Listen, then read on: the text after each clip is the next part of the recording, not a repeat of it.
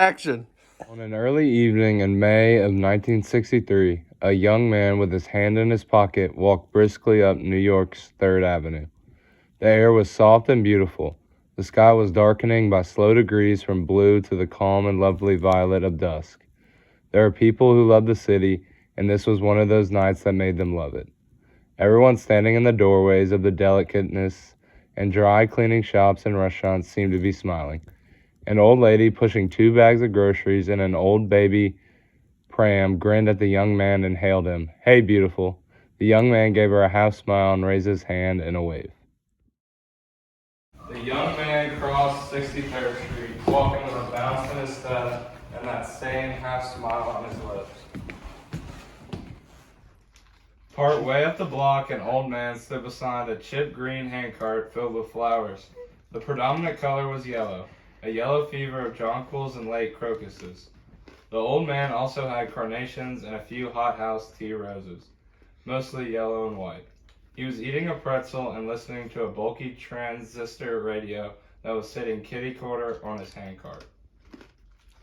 The radio poured out bad news that no one listened to. A hammer murderer was still on the loose.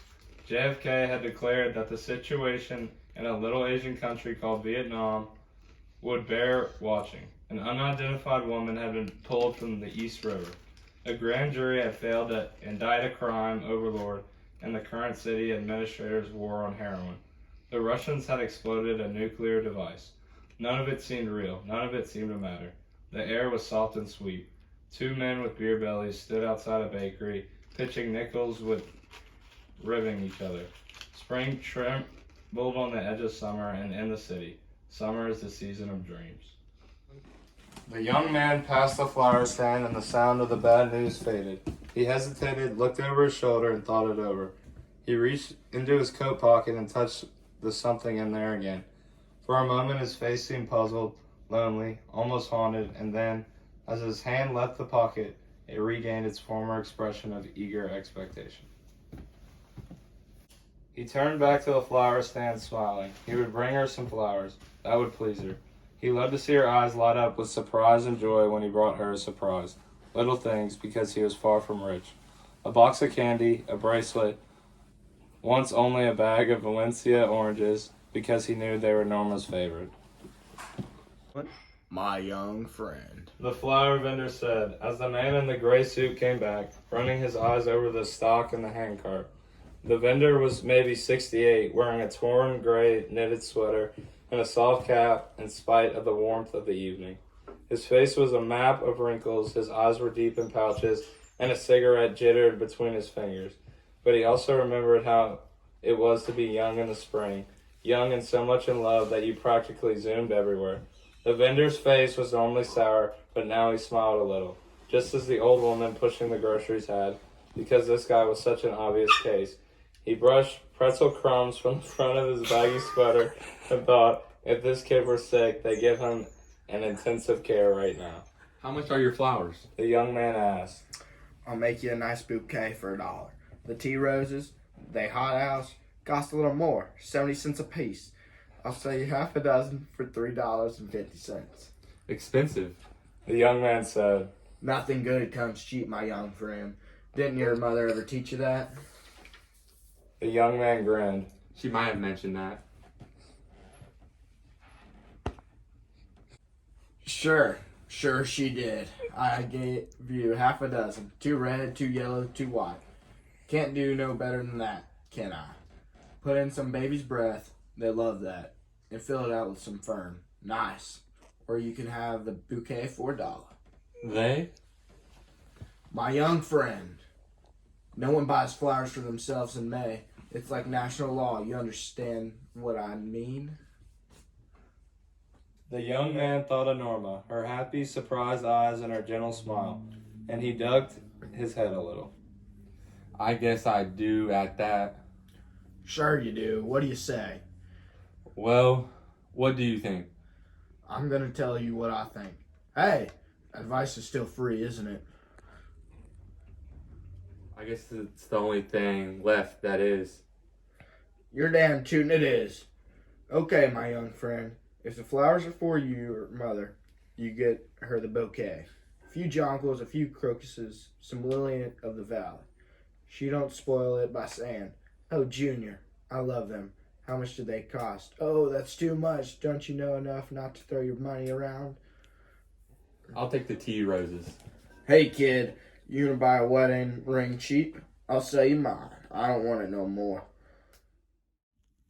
Tonight's weather looks just the way you'd want it, the radio said. Fair and mild, temps in the mid to upper 60s. Perfect for a little rooftop stargazing, if you're the romantic type. Enjoy, Greater New York, enjoy. The flower vendor picked out 6 tea roses, snipped the stems a little, spritzed them with water, and wrapped them in a large conical spill. Add the sugar. It'll preserve them longer. I'll tell her. Thank you. Greedy.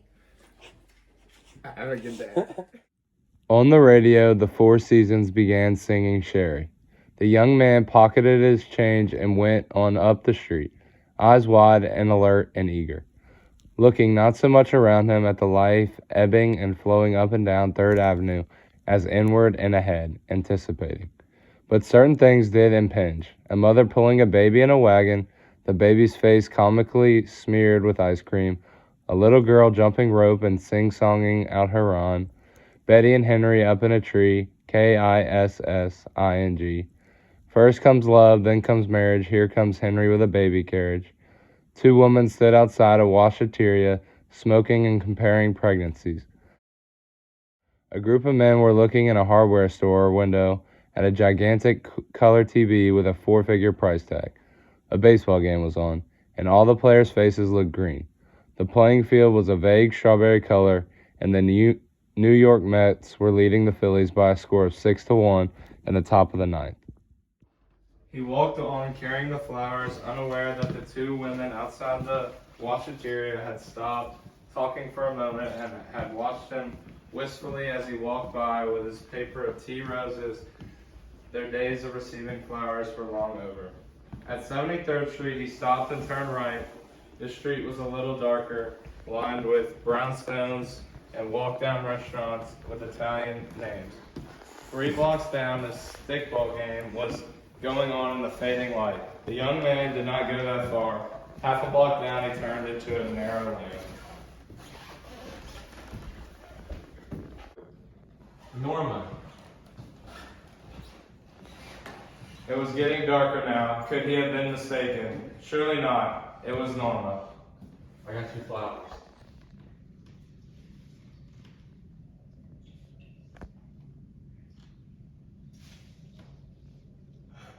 Thank you, but you're mistaken. My name is Norma. These are for you, Norma. They're always for you. All for you. She backed away, her face a round-white blur, her mouth an opening black of terror. And she wasn't Norma. Norma was dead. She had been dead for 10 years. And it didn't matter because she was going to scream, and he swung the hammer to stop the scream, to kill the scream, and he swung the hammer. The spill of flowers fell out of his hand.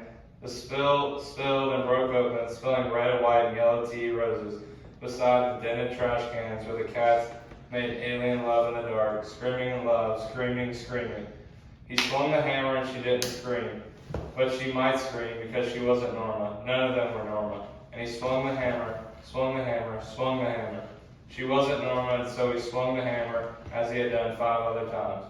Some unknown time later, he slipped the hammer back into his inner coat pocket and backed away from the dark shadows sprawled on the cobblestones. Away from the litter of tea roses by the garbage cans, he turned and left the narrow lane. It was full dark now. The stickball players had gone in. If there were bloodstains on his suit, they wouldn't show. Not in the dark. Not in the soft, late spring dark. And her name had not been Norma, but he knew what his name was. It was love.